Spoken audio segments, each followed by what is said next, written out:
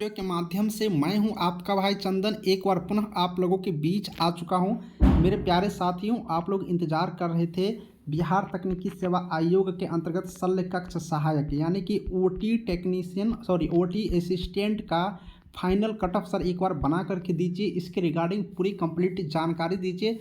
तो चलिए मैं इस वीडियो में आपको एक एक पॉइंट पर एक एक चीज़ को क्लियर करने के लिए मैं आपके पास आ चुका हूं।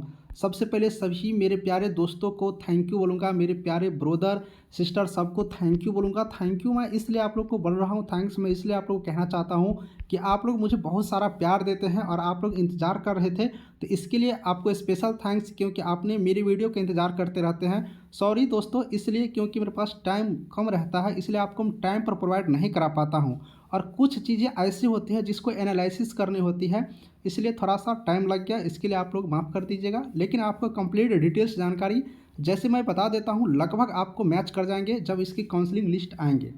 चलिए आप लोग को यहाँ से हम जानकारी शुरू करते हैं। सबसे पहले मैं आपको यहाँ पर जानकारी देना चाहूँगा, यहाँ पर टोटल सीट की संख्या देखिए। टोटल सीट की संख्या 1096 है। आप लोग 1096 देख लिए, और ये 1096 किस कैटेगरी में कितने हैं आप लोग बिल्कुल रूप से यहाँ से देख सकते हो, या पहले आप लोग देखे ही होंगे। इसमें से 361 सीट सिर्फ महिला कैंडिडेटों के लिए आरक्षित है, इसी में से है ना, ये अलग से नहीं है।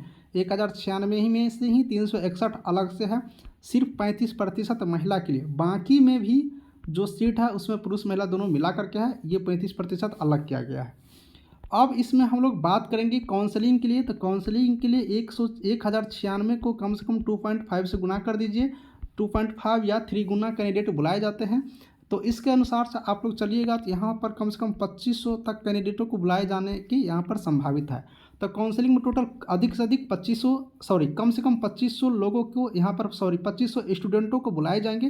तो टोटल नंबर ऑफ स्टूडेंट आपने देख लिया कि 2500 स्टूडेंट यहाँ पर काउंसलिंग के लिए बुलाए जाएंगे। अब काउंसलिंग के लिए बुलाए जाएंगे तो मैं जो कट ऑफ यहाँ पर बात करूँगा वो काउंसलिंग के लिए ही कट ऑफ बात करूँगा, क्योंकि अभी काउंसलिंग में कितने प्रेजेंट हो रहे हैं, कितने अब्सेंट हो रहे हैं, ये सारी चीज़ देखे जाने के बाद मेरिट लिस्ट के लिए कट ऑफ का एनालिसिस किया जा सकता है, जैसे मुझे जानकारी है। इसलिए आपको मैं सिर्फ अभी काउंसलिंग के लिए जानकारी दे देता हूँ। बहुत सारे लोग मेरिट लिस्ट के लिए कट ऑफ दे रहे हैं, अब कैसे दे रहे हैं वो उन्हीं को मालूम होगा, मुझे जानकारी उतना नहीं है। क्योंकि अभी कैसे पता करेंगे कि मेरिट के लिए कट ऑफ हो सकता है, क्योंकि अभी तो पता ही नहीं चलेगा ना कि कितना काउंसलिंग में गए या नहीं गए। दोस्तों यहाँ पर इस पॉइंट को बताने से पहले एक चीज़ और हम आपको जानकारी दे दूँ कि नंबर ऑफ़ स्टूडेंट कितना है, नंबर ऑफ़ स्टूडेंट कितना है एप्लीकेशन अप्लाई करने वालों की। तो अनुमानित मैं बता देता हूँ, एग्जैक्ट मुझे अभी तक मालूम नहीं है, अनुमानित आपको हम जानकारी दे दूँ यहाँ पर कि 15,000 के आसपास कैंडिडेट इसमें भी फॉर्म अप्लाई किए हैं, है ना। 15,000 के आसपास इसमें भी फॉर्म अप्लाई किया गया है, ये अनुमानित है, ऐसा नहीं है कि मुझे जानकारी कंप्लीट रूप से है, लेकिन अनुमानित एक डिटेल्स डाटा जो मेरे पास जानकारी में आया था आपको हम जानकारी दे दिए। अब यहाँ पर संविदा पर कितने कैंडिडेट यहाँ पर जॉब कर रहे हैं इसका भी कुछ जानकारी आप लोग को चाहिए, तो मैं आपको जानकारी दे दूँ। यहाँ पर 300 से 400 के बीच में कैंडिडेट है जो संविदा पर कार्य कर रहे हैं। इस चीज़ को ध्यान रखिएगा, 300 से 400 कैंडिडेट है जो संविदा पर जॉब कर रहे हैं। ये भी एक अनुमानित डाटा है, एग्जैक्ट डाटा मेरे पास नहीं है, लेकिन जो अनुमानित डाटा आया था जो यहाँ पर जानकारी में, वो डाटा हम आपको बता दिए। अब चलते हैं इम्पोर्टेंट पॉइंट की तरफ, फिर एक और नई जानकारी की तरफ। देखिए चयन प्रक्रिया यानी कि मेरिट लिस्ट मार्क के अकॉर्डिंग बनेगा। अब क्या प्रोसेस है इसको समझ लें। देखिए इंटरमीडिएट का जो प्राप्तांक है उसका 30 अंक लिए जाएंगे। 30 अंक कहने का मतलब है कि 30% अंक, जैसे कि 70% अंक किसी को इंटरमीडिएट में प्राप्त है, ये प्रतिशत में है 70% अंक, तो इसका 30% निकालेंगे, तो इसका जो 30% निकालेंगे तो बटा 100 हो जाएगा, यानी कि 70/21 हो जाएगा, होगा ना। तो 70 का 30%, 70% का 30% का निकालना है, तो 21 पॉइंट यहाँ से मिलेंगे। आप लोग समझिए, सीधी तौर पर निकालेंगे तो मान लीजिए किसी को 70% इंटरमीडिएट में है तो इसको गुना कर देना है 0.3 से, तो कितना हो जाएगा 21 है। जिसका 60% है उसको 18 हो जाएगा। इस तरह से 0.3 से गुना कर लेंगे, ये आप लोग का पॉइंट हो गया। अब दूसरी बात करेंगे, यहाँ पर शल्य कक्ष डिप्लोमा या बैचलर दोनों को मौका दिया गया। अब देखिए डिप्लोमा को जब मौका दिया गया, बैचलर का भी मौका दिया गया, तो उसका 25 अंक मान लेते हैं कि डिप्लोमा में आपका यहाँ पर 60 अंक मिला है, 60% अंक मिला है, तो इसका 25% यानी कि 0.25 से गुना करिएगा तो कितना हो जाएगा 150, यानी कि 15 अंक आपको यहाँ से मिलेंगे। ये आपको एक प्रैक्टिकल करके दिखा रहा हूँ एग्जाम्पल में, आप लोग का जितना प्रतिशत होगा उसमें 0.25 से गुना कर लीजिएगा। सेम चीज़ बैचलर में जो मार्क होगा वो आपको मिलेंगे। अब देखिए आप लोग को बोनस अंक क्या मिलने वाला है, बोनस अंक मिलेंगे किसको वो भी समझिएगा। अब देखिए ये जो 3 नंबर का बोनस अंक है, मान लीजिए कोई कैंडिडेट डिप्लोमा किया है ठीक है। डिप्लोमा करने के बाद उसने क्या किया कि बीएससी कर लिए हैं, ठीक है, बीएससी कर लिए। तो डिप्लोमा में इसको 25 अंक यहाँ से मिलेंगे, डिप्लोमा के लिए इसको 25 अंक मिलेंगे, और डिप्लोमा के बाद यहाँ पर बीएससी किए हैं तो इनको यहाँ से 10 अंक मिलेंगे, ठीक है। इस चीज़ को समझिए। उसके बाद अगर ये एमएससी भी कर लिए हैं तो फिर इनको यहाँ से 10 अंक मिलेंगे।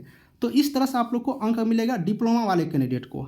अगर आप मान लेते हैं कि आप बैचलर डिग्री किए हैं, बैचलर डिग्री कर लिए हैं तो ठीक है, उसके बाद आप एमएससी ही करेंगे क्योंकि बैचलर पुनः तो नहीं करिएगा। तो बैचलर डिग्री करने के बाद अगर आप एमएससी भी किए हैं तो इसका 25 अंक यहाँ से मिलेगा, यानी 0.25 से गुना करने के बाद उसमें आपको एमएससी का 10 अंक। इस तरह से हायर डिग्री का फायदा आप लोग को मिलेंगे। और एक्सपीरियंस का पॉइंट यहाँ से आप लोग समझ ही गए होंगे, 25 अंक अधिकतम है, 1 वर्ष का 5 अंक दिए जाते हैं। तो इस तरह से आप लोग इस चीज़ को भी समझ गए होंगे। इस तरह से टोटल 100 अंक मिला करके आपको मेरिट लिस्ट बनेंगे। तो ये सारी प्रक्रिया, ये सारी चीज़ समझने के बाद आप लोग देख लिए। अब मैं आपको एक कट ऑफ जो मैं यहाँ पर प्राप्त किया हूँ उसके अकॉर्डिंग मैं आपको कट ऑफ की तरफ लेकर चलता हूँ। तो चलिए सारे कैटेगरी वाइज कट ऑफ यहाँ से हम लोग जानकारी लेंगे। अब सभी कैटेगरी के लेंगे। तो सबसे पहले हम आपको जानकारी दे दूँ अनारक्षित यानी कि जनरल कैटेगरी के लिए। तो ये जनरल कैटेगरी हो गया। तो जनरल कैटेगरी के लिए अगर यहाँ पर बात करिएगा तो 42 पॉइंट आना चाहिए। ये देखिए पॉइंट में मैं काउंट किया हूँ, इंटरमीडिएट का, डिप्लोमा का, बैचलर का, ये सारे का एक पॉइंट में, तो 42 पॉइंट आना चाहिए। EWS के हैं तो 33 मार्क आप लोग को आ रहे हैं, 33 पॉइंट तो आप लोग को हो जाएंगे। SC का, तो SC का यहाँ पर बात करिएगा तो 35 जाएंगे। SC का जो कि SC की संख्या ज़्यादा होता है, EWS की कम है, इसके लिए इसका कम जाएंगे। उसके बाद ST की बात करिएगा तो ST का 36 तक जाएंगे, चूँकि ST की संख्या कम होता है, लेकिन इसमें स्टूडेंट पढ़ने वाले की संख्या ज़्यादा हो जाता है, इसलिए SC से ज़्यादा जाता है। तो ST का यहाँ पर 36 रखेंगे। उसके बाद BC की बात करिएगा तो BC का 38 यहाँ पर आप लोग डिनोटेड कर दीजिए। उसके बाद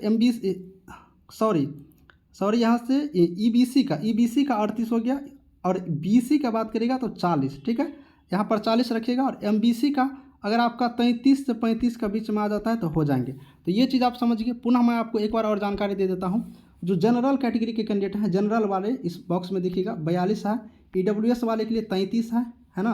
अनुसूचित जाति यानी कि SC कैंडिडेटों के लिए यहाँ पर 35, ST के लिए 36, और अत्यंत पिछड़ा वर्ग के लिए 38, और पिछड़ा वर्ग के लिए 40, पिछड़ा वर्ग महिला के लिए 33 से 35 के बीच में है।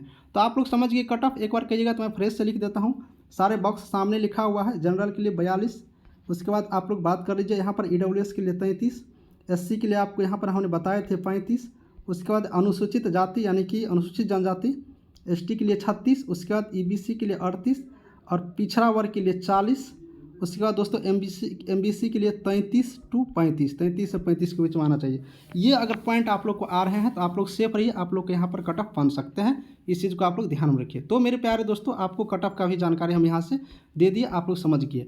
अब दोस्तों डॉक्यूमेंट की जहाँ तक बात है तो डॉक्यूमेंट वाला वीडियो बनाया है, उसको देखिए। नहीं अगर आप लोग देखे होंगे तो पुनः मैं एक बार बना दूंगा, आप लोग कमेंट करिएगा। काउंसलिंग की जानकारी जैसे कि आप लोग को पहले भी दे चुके हैं कि मार्च अप्रैल में ही होगा। पहले ट्विटर का होना है, ट्विटर का हो जाने के बाद आप लोग को होंगे। तो वेट करिए थोड़ा दिन। अब जैसे कोई जानकारी ऑफिशियल अपडेट आएंगे हम आपको बताते रहेंगे। दोस्तों वीडियो कैसा लगा बताइएगा, कमेंट करिएगा, और चैनल में सब्सक्राइब करिएगा। टेलीग्राम ग्रुप का भी लिंक डिस्क्रिप्शन में ज्वाइन करिएगा। सारे डाउट वहाँ से हमसे पूछ सकते हो कभी भी। चलिए इस वीडियो में इतना ही। Thank you.